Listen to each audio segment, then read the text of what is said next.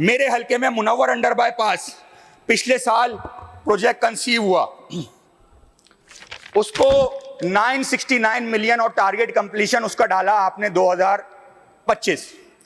Scheme revise होती है, आप सिर्फ और सिर्फ उसमें 16% की एलोकेशन रखते हैं। 2024-25 में आपने रिवाइज स्कीम करके उसमें 52 करोड़ का इजाफा कर दिया, 1485 मिलियन पर वो स्कीम चलेगी। हालांकि यूनिवर्सिटी रोड रेड लाइन खुदी हुई है, उसी के पैरेलल आपने ये वाली आर्टरी भी खोद दी और उस पे 52 करोड़ रुपए का इजाफा कर दिया। आप लोग अपनी जमीनें बेच के लगाते हैं डीपी पे पैसे। यार ये कराची वालों के टैक्स का पैसा है, और फिर कराची वाले 5-5 घंटे उस ट्रैफिक में फंसे रहे, बर्बाद हो जाए, तबाह हो जाए उनकी जिंदगियां।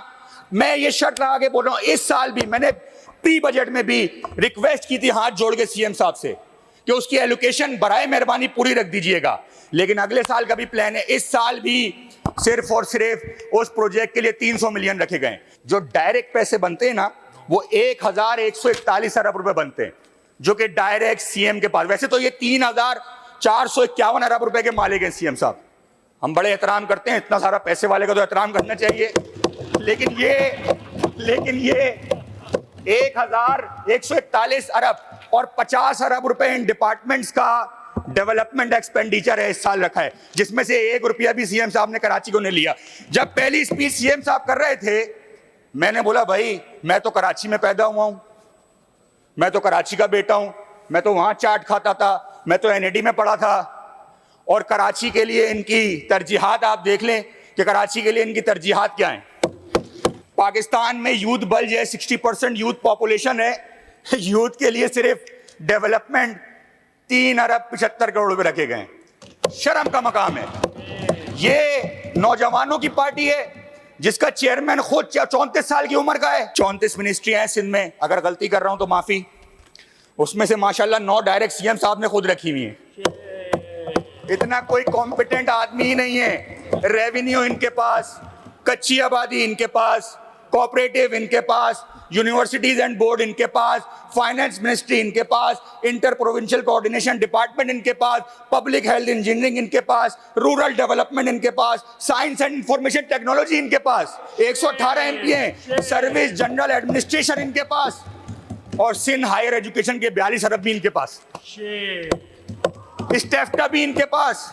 कायदे आजम साहब ने 14 नुकात जब पेश किए थे ना, तो कायदे आजम ने 9वां नुकात पेश किया था कि सिंध को बॉम्बे की प्रेसिडेंसी से अलग किया जाए।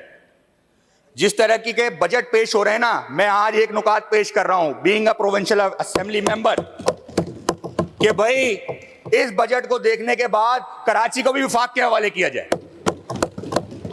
जब आप सब चीज कराची के लिए विफाक से मांग रहे हो, तो कराची को फिर सिंध का हिस्सा क्यों कहते हो? ये annual development plan Pakistan peoples party की सिंध हुकूमत देती इसीलिए ये सोने का अंडा होती है। ये हर साल रिवाइज एस्टिमेट में जाती है।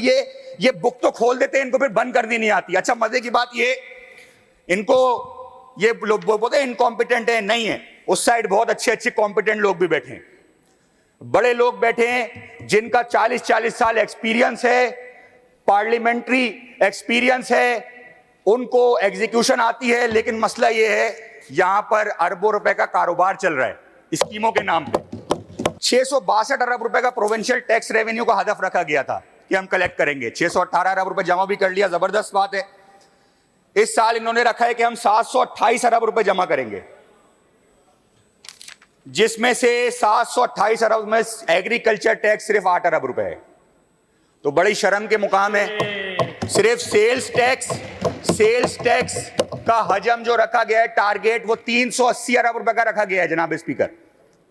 अब ये शहरी इलाके देंगे, इसमें 320 अरब से ज्यादा पैसे, और शहर को मिल क्या रहा है? जीरो। हमें पिछली दफा सरदार शाह साहब एजुकेशन मिनिस्टर है, हमारे लिए बड़े काबिल एहतराम है, 613 अरब रुपए एजुकेशन पे रखे गए। कराची को डेवलपमेंट के नाम पे तो लूटा जाता है। मैं जरा सिर्फ एजुकेशन का, जिसमें प्राइमरी, एलिमेंट्री, सेकेंडरी और हायर सेकेंडरी शामिल है, जिसमें सैलरी की मद में इस दफा 318 अरब रुपए जाएंगे। सैलरीज की मद में 318 अरब रुपए। डेवलपमेंट एक्सपेंडिचर अलग है, 1900 अरब रुपए हम तनख्वाहों की मद में निकलते हैं, जो 7.5 लाख मुलाजमीन है सिंध में। 318 अरब में से सैलरी की मंथ में सिर्फ कराची वालों को 49 बिलियन रुपीस मिलेंगे। ये सिर्फ 15% है, सिर्फ डेवलपमेंट में नहीं, सैलरी की मद में भी कराची वालों के साथ ज्यादती हो रही है। वो पोजीशंस क्रिएट नहीं की जा रही अकॉर्डिंग टू द पॉपुलेशन, उस रेशो के हिसाब से कि सैलरी का बजट भी उसे मिले। सरदार शाह साहब 613 अरब रुपए के मालिक हैं इस शहर में, और तालीम के माशाल्लाह। हमें पिछले साल सरदार शाह साहब की बड़ी कमांड है माशाल्लाह हिस्ट्री पे। हम एजुकेशन पे बात करते हैं, गंदारा सिविलाइजेशन पे निकल जाते हैं। भाई अभी की बात करें, हमें क्यों गंदारा सिविलाइजेशन में ले जाते हैं? यहां पर ये इन्होंने बताया 5 से 16 साल स्कूल जाने की उम्र होती है इस सूबे में, 5 से 16 साल। बड़ी इंपॉर्टेंट बात कर रहा हूं सर, टाइम दीजिएगा। 1,70,00,000 बच्चा सिंध में स्कूल जाने के लिए इस एज में लाए करता है। 1,70,00,000। मजे की बात ये, पिछले साल जब हम बात कर रहे थे, फिगर्स थे नहीं सेंसस के, अभी सेंसस का फिगर ये कह रहा है पहले 66 लाख बच्चे बाहर थे स्कूलों से, आज 78 लाख 78,20,000 स्कूल से बच्चे बाहर हैं। 47% रेशो है, और 613 अरब रुपए अब तालीम पे खर्च होंगे माशाल्लाह से। हम बोलते हैं कि कराची को पानी दो, तो यहां से स्पीकर साहब हुक्मरान कहते हैं वफाक से लो। हम जब यहां से इंफ्रास्ट्रक्चर की बात करते हैं तो हमें सिंध के हुक्मरान कहते हैं वफाक से जाके लो। जब हम बिजली की बात करते हैं तो हुक्मरान कहते हैं जाके वफाक से जाके बात करो। जब हम शहरी इलाकों की डेवलपमेंट की बात करते हैं तो जाके बोलते हैं वफाक से जाके करो। तो भाई जब कराची से लेने की बारी आती है तो बोलते हैं कराची सिंध का हिस्सा है, और जब कराची को देने की बारी आती है तो बोलते हैं कराची का हिस्सा वफाक देगा। मुत्तहिदा कौमी मूवमेंट पाकिस्तान के 36 अरकान ने आपसे सिर्फ और सिर्फ प्री बजट में अपने हलकों के लिए 18 अरब रुपए मांगे थे।